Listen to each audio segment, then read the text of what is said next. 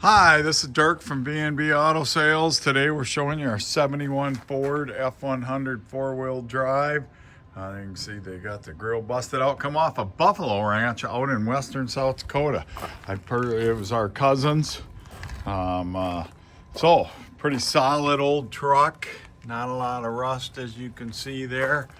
A little bit of ranchiness to her right there. Buffalo can be kind of mean. New seat, we did a new seat cover. There's one crack in the dash, you can see. Got the missing the horn insert. Had a little rust on the floor here. There's a new piece of sheet metal in there. A little bit of Bondo here probably from when they redid it at one time. Like I said, definitely a ranch pickup.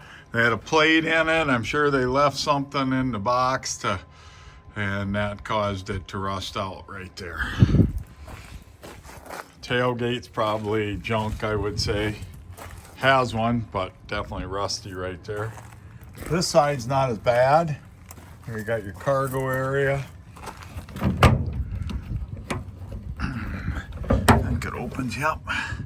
Shows it right there, that's good and solid.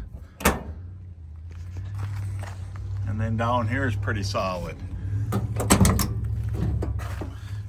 think there's been some sheet metal put in this side too.